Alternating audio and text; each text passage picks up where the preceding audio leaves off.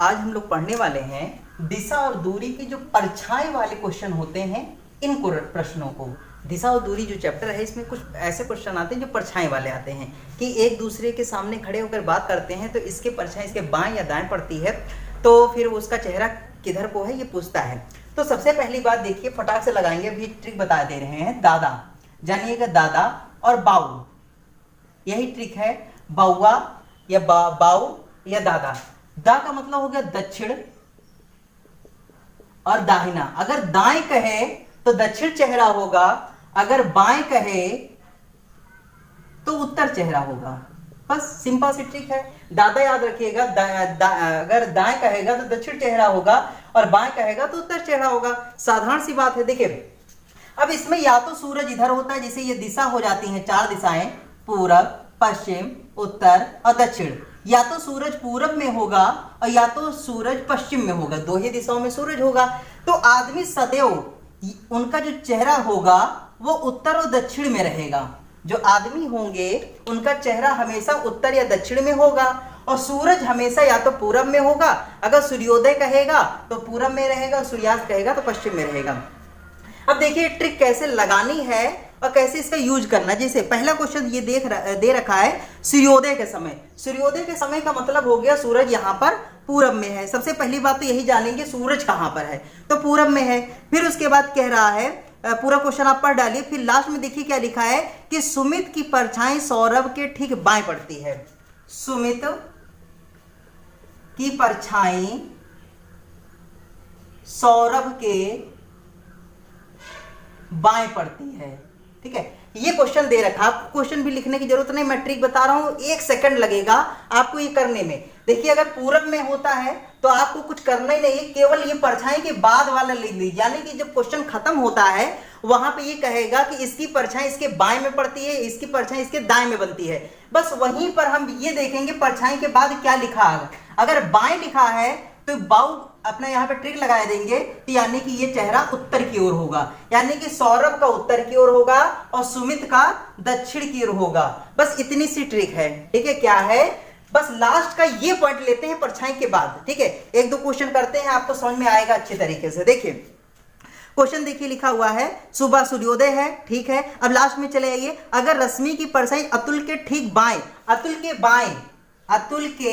बाएं, तो बाएं का मतलब बाऊ उत्तर, यानी कि अतुल का चेहरा हो जाएगा उत्तर की ओर और रश्मि का किधर हो जाएगा, दक्षिण की ओर हो जाएगा। बस इतनी सी बात है। दोनों में से एक का चेहरा पूछेगा, आप बता सकते हो। और ये तभी कंडीशन लगेगी जब पूरब में रहेगा। अभी पश्चिम वाले में भी हम आपको बताएंगे।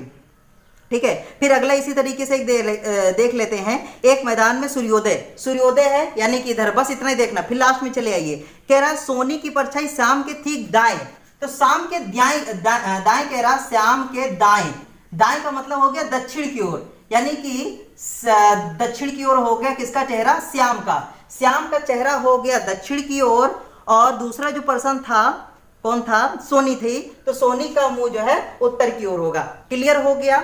केवल लास्ट में पकड़ लीजिए परछाई के बाद क्या लिखा है। अगर परछाई के बाद जिस भी व्यक्ति का नाम आया होगा बाएं होगा तो उत्तर, उस व्यक्ति का चेहरा उत्तर की ओर होगा।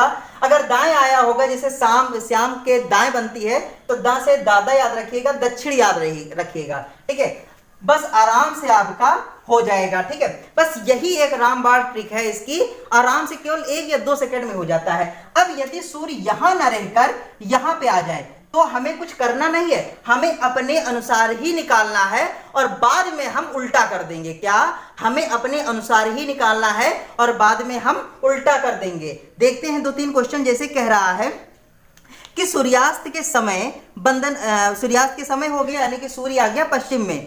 कह रहा है वंदना की परछाई उसके ठीक दाएं ओर पड़ती, किसके, चंदन के।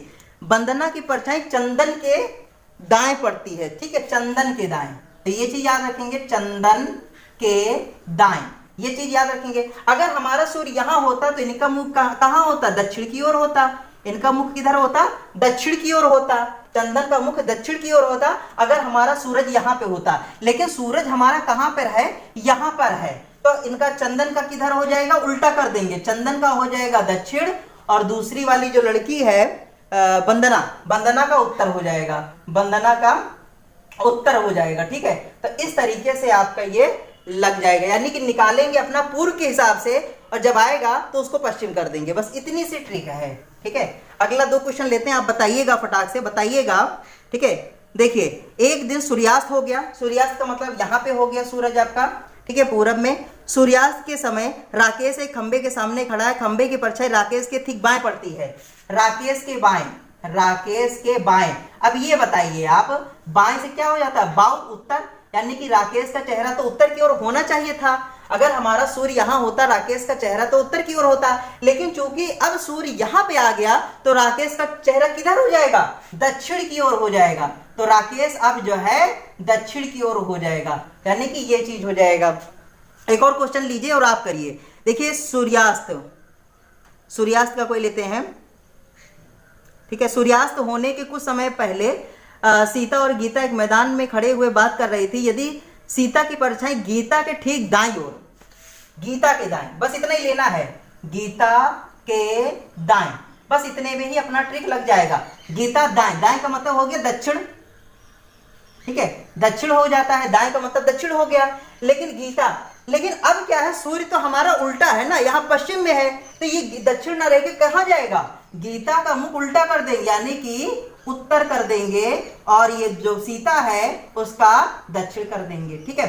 तो इस तरीके से ये आप 2-3 बार प्रैक्टिस कर लीजिए और आपका ये चुटकियों में होने लगेगा। आपको जो भी टर्म, जो भी क्वेश्चन, जो भी लेसन आपको सबसे ज्यादा हार्ड लगता हो या हार्ड ना लग के ज्यादा समय लगता हो, उसे हमें कमेंट बॉक्स में कमेंट कर दीजिएगा कि सर ये क्वेश्चन जो है हमें थोड़ा ज्यादा समय लगता है। हम आपको विदिन 5 सेकंड के अंदर, हर ट्रिक जो है विदिन 5 सेकंड के अंदर आपका क्वेश्चन